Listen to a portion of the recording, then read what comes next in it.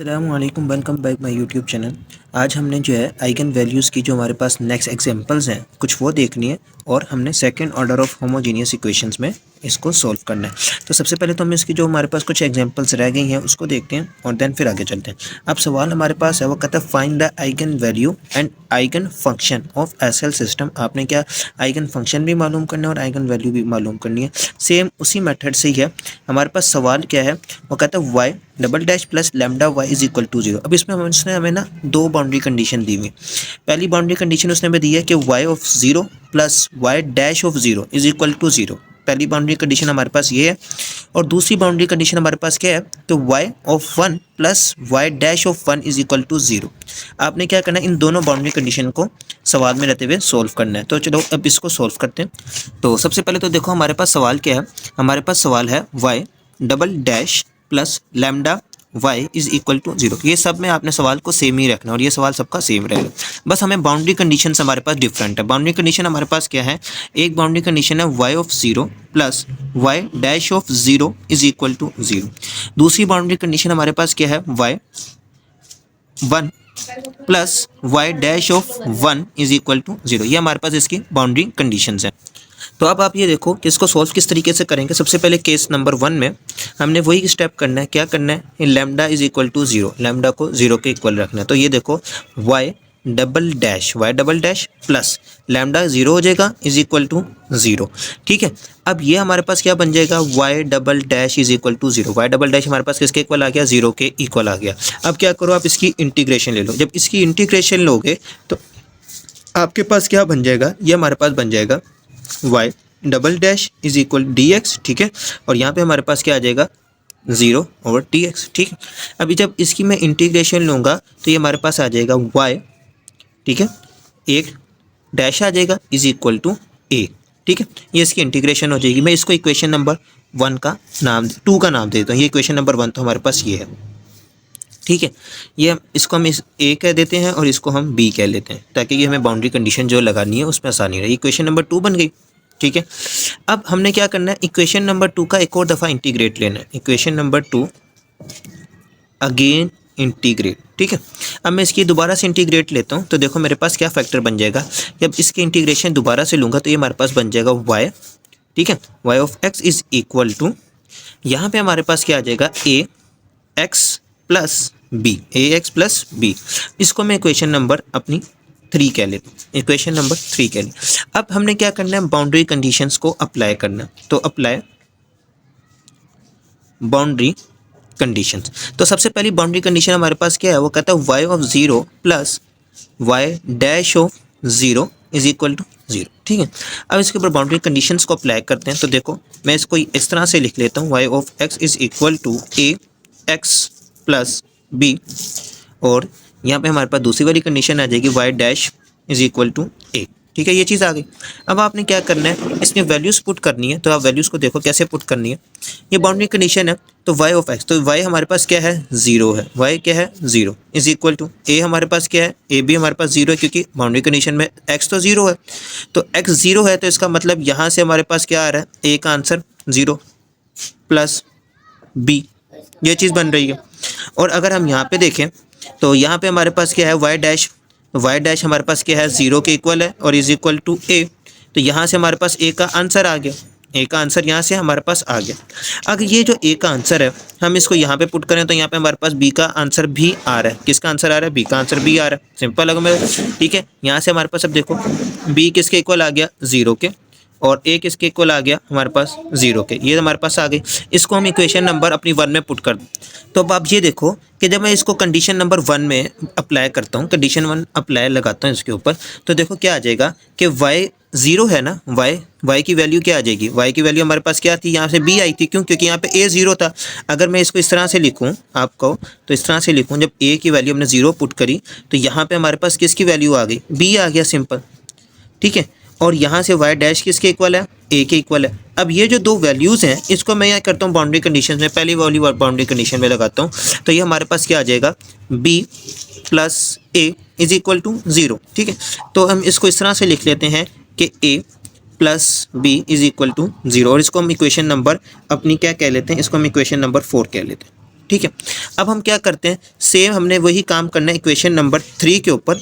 हमने second condition apply करनी है। Equation number 3 apply second boundary condition. आप क्या करो, सेकंड बाउंड्री कंडीशन को अप्लाई। तो हम क्या करते हैं, सेकंड बाउंड्री कंडीशंस को अप्लाई करते हैं। सेकंड बाउंड्री कंडीशन हमारे पास क्या है, Y dash of 1 plus y dash of 1, पहले सिंगल है और फिर डेरिवेटिव और फिर इज इक्वल टू 0 है।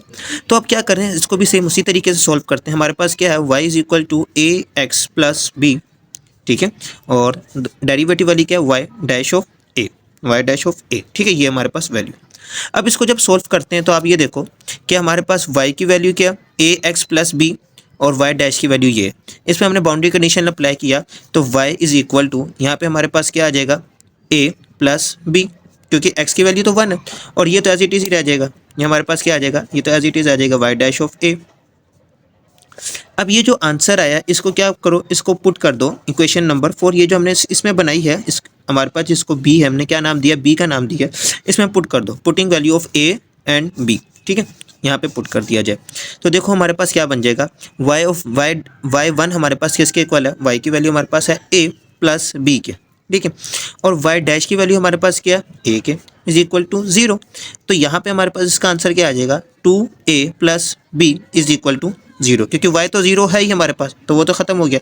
हम इसको इक्वेशन नंबर 5 कह लेते हैं, इसको इक्वेशन नंबर 5 कह लेते हैं। अब क्या करना है कि आप इक्वेशन नंबर 4 इक्वेशन नंबर 5 को माइनस कर दो, सब्ट्रैक्ट इक्वेशन 5 एंड 4, आप इन दोनों को सब्ट्रैक्ट कर दो। जब इन दोनों को सब्ट्रैक्ट कर दोगे तो हमारे पास देखो क्या बन जाएगा, 2a plus B, 2a plus B, ठीक है, इज इक्वल टू 0, और minus a plus B is equal to 0। यहाँ पे माइनस, हमें पता है कि साइन चेंज हो जाते हैं, जब साइन चेंज होंगे b से कैंसिल हो जाएगा, तो हमारे पास यहाँ पे क्या आ जाएगा, a is equal to 0, a equal to 0। तो आपने ये देखा कि हमारे पास a का आंसर भी क्या आ रहा है, 0 आ रहा है, और b का आंसर भी 0 आ रहा है। इसको आप कंडीशन में पुट कर दो, जो हमारे पास थर्ड कंडीशन है, इक्वेशन नंबर जो 3 है उसमें आप पुट करो, इक्वेशन नंबर 3 में पुट करो, तो y is equal to a b 0 plus b भी 0, तो y का आंसर हमारे पास क्या आ जाएगा, 0। तो सोल्यूशन हमारे पास यहाँ पे भी क्या हो गया, डज नॉट एग्जिट हो गया, ठीक है, यहाँ पे भी सोल्यूशन अप्लाई नहीं हो सकता। अब हम क्या करते हैं, इसके ऊपर केस 2 लगाते हैं। अब हम क्या करना है, इसके ऊपर केस 2 को अप्लाई करते हैं। तो देखो केस 2 हमारे पास क्या है, हमें पता है कि जब लैम्डा, केस 2 में क्या होता है, lambda is equal to minus, ठीक है, lambda is equal to minus k का स्क्वायर, हम यहाँ पे के स्क्वायर रख लेते हैं। अब यहाँ पे हमने क्या रखा है, lambda is equal to minus k का स्क्वायर, हम एन भी रख सकते हैं, के भी रख सकते हैं, जो हमारी होती है कांस्टेंट है, हमने उसके सिर्फ इक्वल रखना है। तो ये हमारे पास केस नंबर 2 है। तो हम इसको क्या लिखते हैं, देखो y double derivative plus lambda y is equal to 0। अब हमें पता है कि लैम्डा किसके इक्वल है, माइनस के इक्वल है, तो इसको जब लिखोगे तो वाई डबल डेरिवेटिव माइनस के y इज इक्वल टू 0। अब इसको जब ऑब्वियसली इक्वेशन में आप सोल्व करेंगे तो ये हमारे पास क्या बन जाएगा, d का स्क्वायर प्लस माइनस के का square y is equal to 0। ये डायरेक्ट स्टेप किया, क्योंकि पिछले सवाल में आपको ये बता चुका हूँ तफसील के साथ ही हमने किस तरीके से करते हैं। तो ये हमने डायरेक्ट स्टेप पे आए हैं। उसके बाद आपने क्या करना है कि यहाँ पे इसका जो y ख़त्म हो जाएगा, तो हमारे पास अब ये क्या बन जाएगी, डी स्क्वायर, ठीक है, माइनस के का स्क्वायर इज इक्वल टू 0। तो ये हमारे पास क्या आ जाएगा, d is equal to plus minus K, D is equal to plus minus के।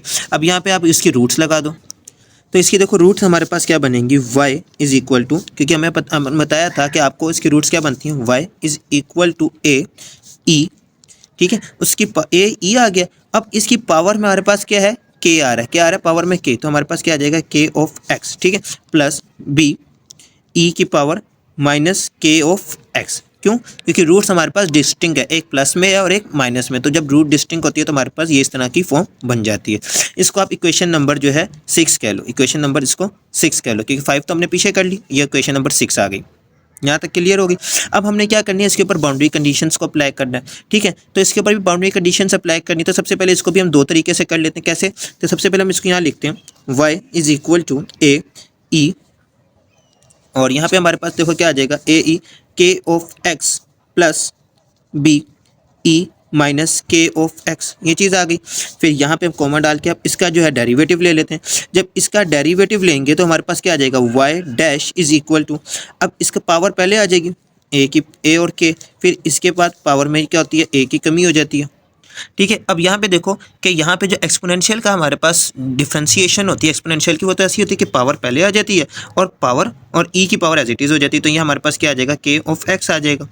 सिमिलरली हमारे पास बी में भी हमारे पास क्या होगा कि बी में जब इसकी हम इसका डेरिवेटिव लेंगे तो ये हमारे पास क्या बना देगा, इसको माइनस, क्योंकि माइनस आ जाएगा के, ये माइनस के आ जाएगा और बी एज इट इज़ हो जाएगा। ई की पावर क्या आ जाएगी हमारे पास, माइनस के ऑफ एक्स आ जाएगी। ये हमारे पास इसका डेरिवेटिव हो गया।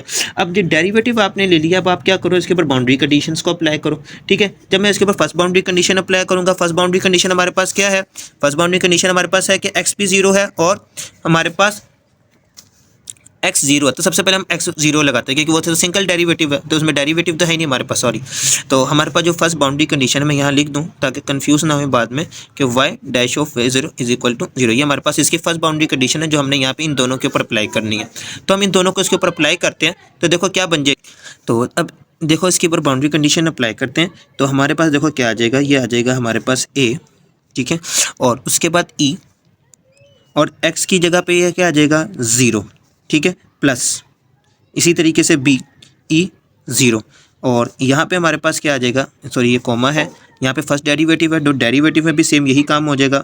इसको हम यहाँ पे भी डेरिवेटिव को ये हटा देते हैं और क्योंकि ये 0 है वाई डेरिवेटिव, और यहाँ पे हमारे पास क्या आ जाएगा ए के, और उसके बाद यहाँ पे भी ए 0 और यहाँ पे हमारे पास क्या आ जाएगा माइनस के और बी ई की पावर 0, ई की पावर 0 क्यों, क्योंकि एक्स ही 0 है। तो यहाँ पे हमारे पास ये ई की पावर 0 हमारे पास कितना होता है 1, तो ए प्लस बी आ जाएगा इसका आंसर। और यहाँ पे अगर देखा जाए तो इसका आंसर क्या आ जाएगा ए माइनस के, और यहाँ पे क्या आ जाएगा के और बी आ जाएगा।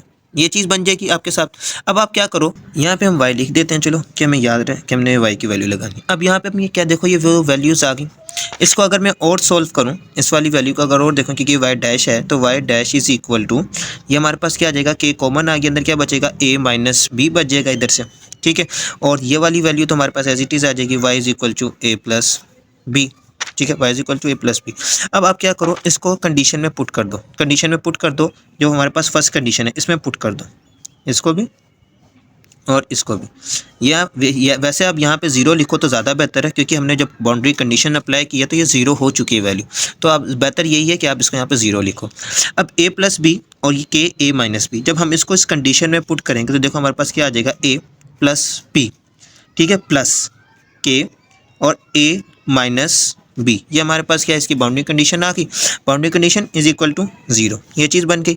अब आपने क्या करनी है, सेकंड बाउंड्री कंडीशन अप्लाई करनी है, ठीक है, अप्लाई सेकंड बाउंड्री कंडीशन। अब सेकंड बाउंड्री कंडीशंस को आप अप्लाई करो तो देखो सेकंड बाउंड्री कंडीशन को किस तरीके से अप्लाई करना है हमारे पास। अब मैंने क्या करना है, सेकंड बाउंड्री कंडीशंस को अप्लाई करनी है। मेरे पास इक्वेशन क्या है, y इज इक्वल टू ए ई की पावर, ये वाली इक्वेशन में दोबारा लिखनी है, ई की पावर के एक्स, ठीक है, और यहाँ पे हमारे पास क्या है प्लस बी ई की पावर के एक्स माइनस के एक्स आ जाएगा। और यहाँ पे हमने डेरिवेटिव वाली वैल्यू लिखनी है, वो कौन सी थी, वो ये वाली है कि y डबल डेरिवेटिव आ गया ए के ई की पावर के एक्स, ठीक है, माइनस के बी ई की power minus k of x, ये चीज़ आ गई। अब आपने क्या करना है, अब आप ये करो कि इसमें आप सेकंड बाउंड्री कंडीशन को अप्लाई करो। सेकंड बाउंड्री कंडीशन क्या है, ये तो 0 है, ठीक है, y तो 0 है।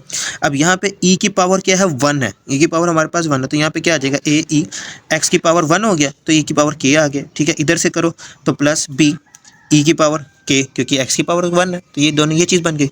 अब यहाँ पे जब डेरिवेटिव में अप्लाई करोगे y तो ये भी 0 हो गया, ठीक है, इज इक्वल टू। अब इसके ऊपर जब अप्लाई करोगे तो ये हमारे पास क्या बन जाएगा, ए के आ जाएगा, ठीक है। और ये जो है ना ई की पावर, जब आप इसका डेरिवेटिव लोगे तो ये आ जाएगा ई की पावर के, ठीक है, माइनस के बी और ई की पावर माइनस के। अब आप यहाँ से देखो कि यहाँ से हमारे पास क्या कॉमन, यहाँ से कुछ कॉमन आ रहा है, नहीं आ रहा है, लेकिन यहाँ से क्या कॉमन आ रहा है, के कॉमन आ रहा है, इधर से भी के कॉमन आ रहा है, ठीक है। अभी फिलहाल इसमें से कॉमन कुछ नहीं लेना। आप क्या करो, इसको सेकंड कंडीशन में पुट कर दो। सेकंड कंडीशन हमारे पास क्या है, y of 1 plus y dash of 1 is equal to 0, ये है। अब इसमें आप इसको पुट कर दो तो देखो इसका आंसर क्या आ जाएगा, a e की power k plus b e की पावर k प्लस, और यहाँ पे हमारे पास क्या आ जाएगा a k e की पावर k माइनस, ठीक है, k b ई की पावर माइनस के इज इक्वल टू 0।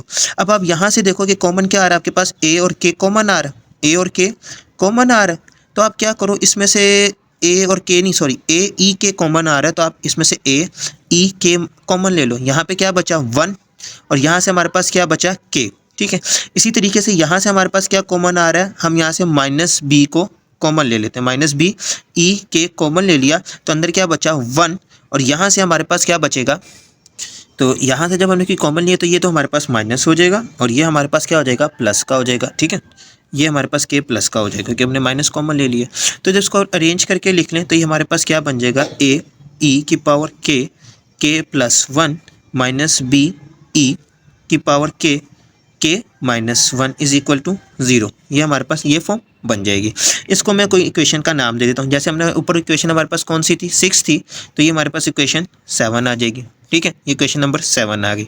अब आपने क्या करना है, अब आप यहाँ पे क्या है ना, अपनी इक्वेशन नंबर 6 को दोबारा से लिखो। तो इक्वेशन नंबर 6 हम क्या दोबारा लिखेंगे, वो हमारे पास क्या आई है ए, ठीक है।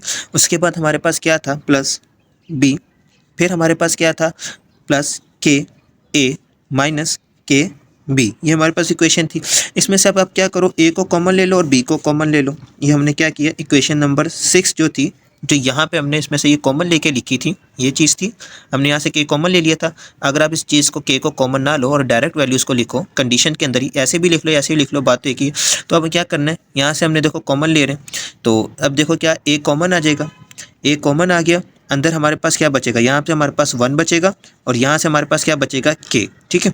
इसी तरीके से अब यहाँ से हमने जो है हमारे पास नज़र आ रहा है कि हमें क्या बी कॉमन आ रहा है, क्या नज़र आ रहा है हमारे पास बी को कॉमन आ रहा है। हमने माइनस बी को कॉमन ले लिया, अंदर हमारे पास क्या बचेगा, यहाँ से देखो हमारे पास क्या बचेगा, जब माइनस बी कॉमन लेंगे तो -1 बच जाएगा इधर से और यहाँ से प्लस के, तो हम इसको इस तरह से लिख सकते हैं के -1, क्योंकि अरेंज कर लिए। इसको हम इक्वेशन नंबर जो है अपनी 8 कह लेते हैं। इक्वेशन नंबर 8 आ गई।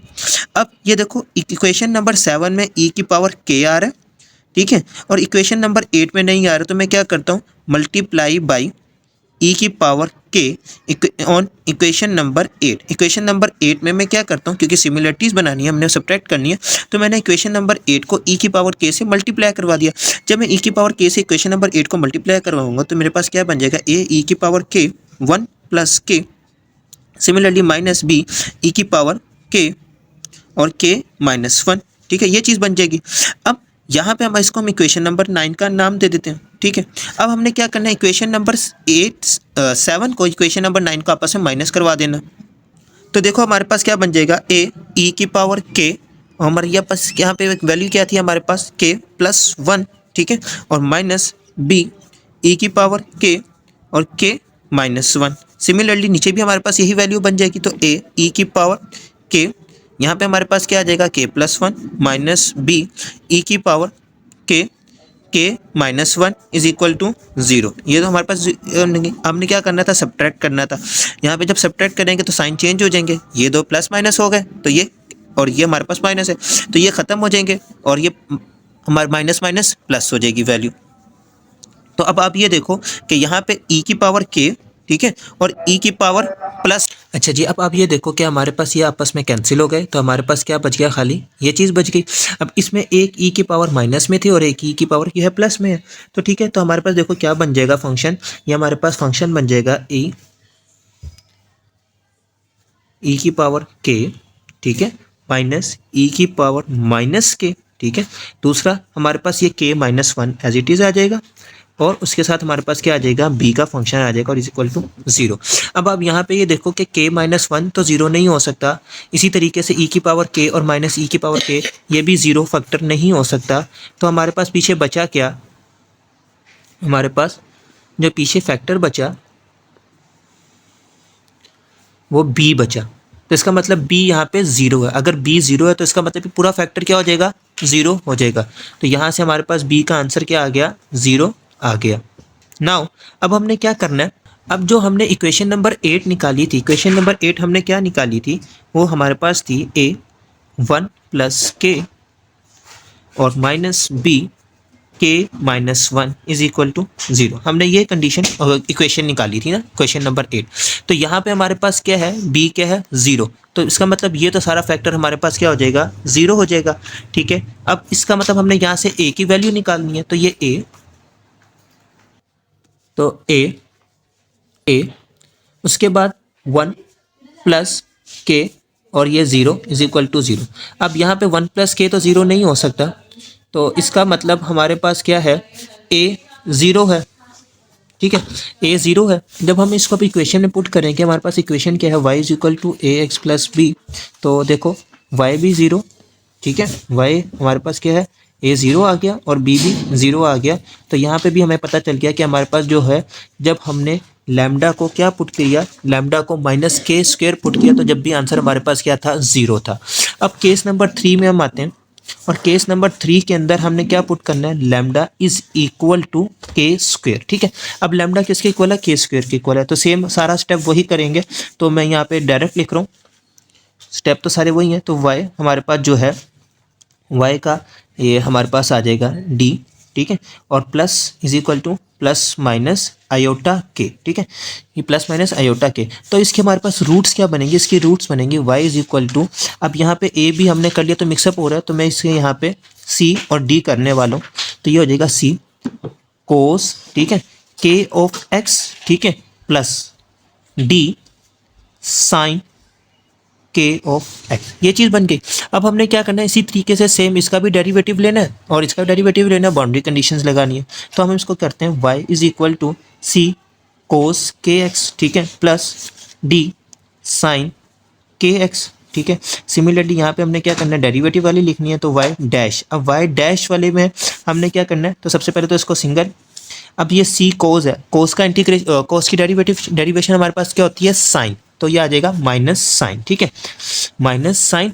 और एंगल का आगे हमारे पास डेरिवेटिव होता है, तो ये देखो ये हमारे पास क्या आ जाएगा, एंगल का डेरिवेटिव, तो के एज इट इज आ जाएगा क्योंकि एंगल का डेरिवेटिव ले लिया, ऊपर हमारे पास क्या आ जाएगा, साइन आ जाएगा, ठीक है, सी साइन और हमारे पास के एक्स आ जाएगा, फिर प्लस, और इसी तरीके से जब यहाँ पे लूँगा डी का, तो ये हमारे पास क्या आ जाएगा, डी के कोस, फिर के ऑफ एक्स आ जाएगा, ये इस तरीके से बन जाएगी। अब यहाँ पे आपने क्या करना है, इनके ऊपर बाउंड्री कंडीशन अप्लाई करनी है। फर्स्ट वाली जो हमारे पास पहली बाउंड्री कंडीशन है वो हमारे पास क्या है, y 0 plus y dash of 0 is equal to 0। तो इसके ऊपर बाउंड्री कंडीशन अप्लाई करता हूँ, तो ये तो 0 हो गया, ठीक है। यहाँ से सी कोस, कोस की वैल्यू हमारे पास क्या है, हमें पता है कि कोस 0 क्या होता है, 1 होता है, इसका मतलब साइन हमारे पास क्या आ जाएगा, 0 आ जाएगा। तो यहाँ से हमारे पास किसकी वैल्यू आ जाएगी, यहाँ से हमारे पास आ जाएगी सी कोस के ऑफ एक्स, ठीक है, ये हमारे पास इसकी वैल्यू आ जाएगी, क्योंकि यहाँ पे हमारे पास ये 0 नहीं होगा, एक्स की जगह पे जब हम वैल्यू पुट करेंगे तो सी कोस के आ जाएगा।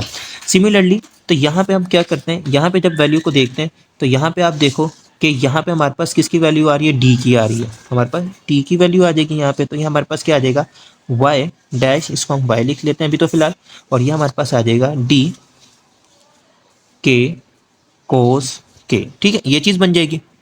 अब ये देखो कि हमारे पास जब ये कोस 0 को पुट करता हूँ तो कोस 0 हमारे पास क्या होगा, 1। तो यहाँ पे जब 0 लिखूंगा तो ये हमारे पास कोस 0 1 हो जाएगा, ये सारा फैक्टर। तो यहाँ पे y हमारे पास 0 है क्योंकि बाउंड्री कंडीशन अप्लाई करी, तो यहाँ से हमारे पास c आंसर आ जाएगा, ठीक है। सिमिलरली जब मैं इस तरीके से यहाँ पे आऊँगा, अब इस बाउंड्री कंडीशन को देखते हैं। ये तो हमारे पास फर्स्ट वाली तो आ गया 0, क्योंकि यहाँ पे कोस के एक्स की जगह पे 0 पुट किया, तो यहाँ पे हमारे पास जब 0 पुट किया तो हमारे पास 1 आ गया, तो c इज इक्वल टू 0 क्योंकि y तो 0 था।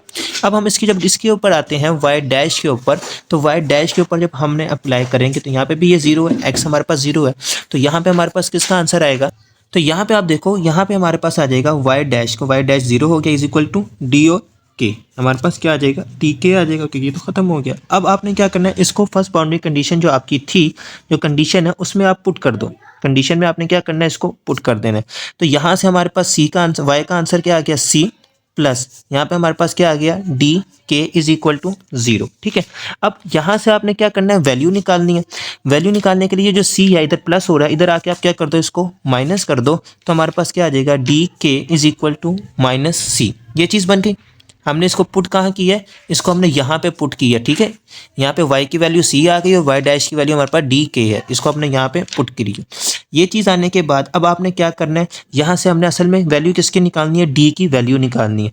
तो ये जो k इधर मल्टीप्लाई और इधर आके डिवाइड हो जाएगा, तो d is equal to minus c over k बन जाएगी, माइनस सी ओवर के बन जाएगी। ये आपने वैल्यू निकाल ली। अब इस वैल्यू को आप कहाँ पुट कर दो, अपने इक्वेशंस में पुट कर दो।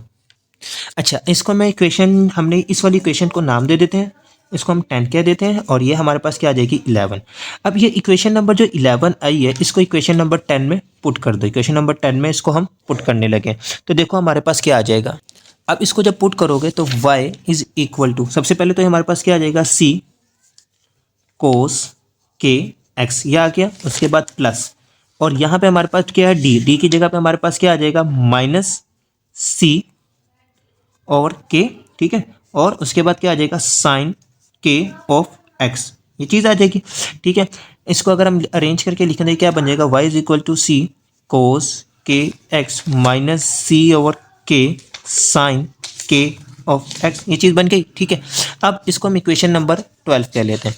अब इसका क्या करना है, डेरिवेटिव वाली पे भी लिखनी है। तो डेरिवेटिव वैल्यू हमने ये लिखी हुई है y dash is equal to k c sine k x over d k cos x. तो इसको भी हम अगले पेज पे ज़रा सही करके और इसके ऊपर भी वैल्यूज पुट करनी।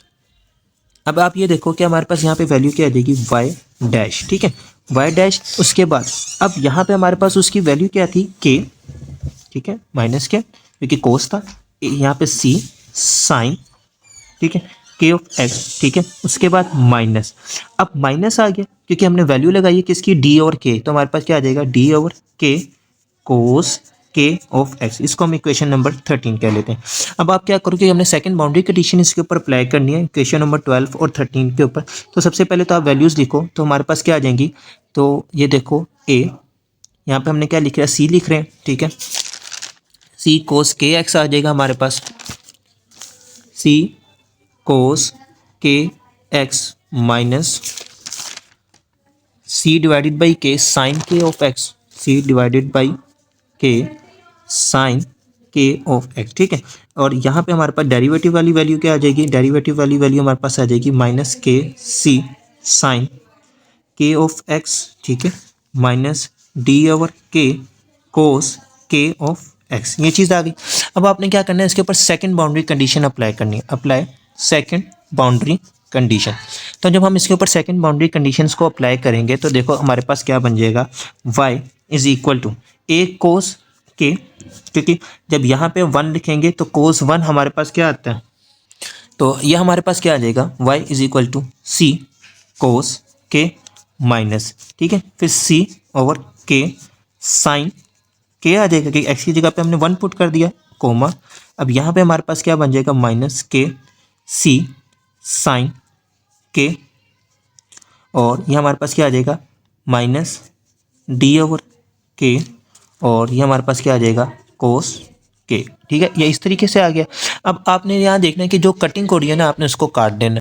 हमसे मिस्टेक हो गई, यहाँ पे डी नहीं यहाँ पे सी आना है, क्योंकि हमने पीछे देखा है, पीछे हमारे पास डी की जगह पे क्या है माइनस सी ओवर के, तो हमने डी की जगह पे क्या लिखना था, सी ओवर के लिखना था। तो यहाँ पे हमने ये डी लिख दिया जबकि यहाँ पे सी आना था, ये हमसे मिस्टेक हो गई है, ठीक है। अब सही है सारा। तो ये देखो सी कोस के, और यहाँ पे हमारे पास क्या आ रहा है सी कोस के। तो अब ये देखो कि जो के है ये वाला, तो अब आप ये देखो कि हमारे पास सी कोस ऑफ के ये ख़त्म हो जाएगा इससे, कोस ऑफ के से, तो हमारे पास क्या पीछे बच जाएगा, हमारे पास बच जाएगा माइनस सी ओवर के साइन ऑफ के। और यहाँ पे जब हम बाउंड्री कंडीशन लगाएंगे तो ये हमारे पास जो है ये इस तरीके से के नहीं आएगा, सिर्फ माइनस के आएगा, कि वो कैंसिल हो जाएगा, ठीक है। हमने ये स्टेप डायरेक्ट कर दिया बाउंड्री कंडीशन में क्योंकि इसको ज़रूरत नहीं है, ये सवाल वैसे ही काफ़ी लेंथी हो गया। तो माइनस सी ओवर के और साइन के आ जाएगा, देन उसके बाद हमारे पास क्या आ जाएगा माइनस, और ये वाली वैल्यू आ जाएगी के सी, क्योंकि प्लस माइनस होता है, तो ये प्लस माइनस आ गया, और के सी साइन ऑफ के, ठीक है, ये चीज़ बन गई, is equal to zero, is equal to zero. अब आप यहाँ से क्या करो, आपको नज़र आ रहा है कि यहाँ से आपके पास क्या कॉमन आ रहा है, ए साइन कॉमन आ रहा है, तो आप यहाँ से ए और सी, तो यहाँ से आप क्या करो सी, और यहाँ से हमारे पास क्या आ जाएगा साइन के कॉमन निकाल लिया, अंदर हमारे पास क्या बचा, यहाँ से जब हमने साइन ऑफ के कॉमन निकाल लिया तो हमारे पास यहाँ बच गया के प्लस और 1 ओवर के इज इक्वल टू ज़ीरो, ये आपके पास कॉमन बच गया, ठीक है, क्योंकि अब यहाँ से हमारे पास ये के आ गया और इधर से ये एंगल, ठीक है, ये चीज़ बन गई। अब आपने क्या करना है, अब आपने वैल्यूज़ देखनी है कि साइन की वैल्यूज़ कहाँ कहाँ पे क्या क्या होती हैं, क्योंकि आप देखो, क्योंकि अब हमें जो काम करना है वो ये करना है। अब देखो हमें जब जवाब मालूम करना है, जवाब मालूम करने के लिए हमें पता है कि जो इंटीजर है वो ज़ीरो नहीं हो सकता, तो इसका मतलब क्या है कि हमारे पास सी तो ज़ीरो नहीं हो सकता, जो सी है वो क्या है, वो ज़ीरो हमारे पास नहीं हो सकता, ठीक है। अगर सी ज़ीरो नहीं हो सकता तो हमारे पास जो साइन है तो इसका मतलब साइन 0 है, तो साइन अगर 0 है तो k प्लस 1/k भी 0 नहीं हो सकता, इसकी भी कोई ना कोई वैल्यू ज़रूर आएगी। तो इसका मतलब हमारे पास क्या है कि साइन ऑफ k ये हमारे पास 0 है, साइन ऑफ k हमारे पास क्या है 0। और हमें पता है कि साइन 0 कब कब होता है, तो साइन 0 हमारे पास क्या होता है 90 पे 0 होगा। साइन 0 किस किस पे होता है, साइन 90 पे होता है, फिर 270 पे, फिर हमारे पास किस पे होगा, इस तरह से वैल्यूज़ आके चलती जाएंगी। अगर इसको रेडियन में करें तो ये हमारे पास पाई, फिर प्लस 2 पाई, और फिर हमारे पास क्या आ जाएगा 3 पाई, ऐसे ये सोन आगे चलती जाएगी वैल्यू हमारे पास। तो अब ये सब इंटीजर है, तो हम क्या करते हैं इसको नाम दे देते हैं m का। इसको नाम दे दिया कि m जो है वो बिलोंग कर रहा है रियल नंबर से, ठीक है। और एक m इंटीजर है, सॉरी रियल नंबर नहीं, m इंटीजर है, और m जो है वो नॉट इक्वल टू 0 है, m जो है वो नॉट इक्वल टू 0 है। तो इसका मतलब हमारे पास जो k है वो किसके इक्वल आ जाएगा, m लैम्डा के। k किसके इक्वल आ जाएगा, m लैम्डा के। और हमने जो लैम्डा है वो लैम्डा किसको रखा था, हमने रखा था lambda is equal to k का स्क्वायर। तो हमने जब लैम्डा को k का स्क्वायर रखा था, तो और हम अब क्या कह रहे हैं कि जो लैम्डा है वो हमारे पास किसके इक्वल है, लैम्डा इक्वल है हमारे पास m और लैम्प के। तो ये देखो कि हमारे पास इसका भी स्क्वायर आ जाएगा, इसका भी स्क्वायर आ जाएगा।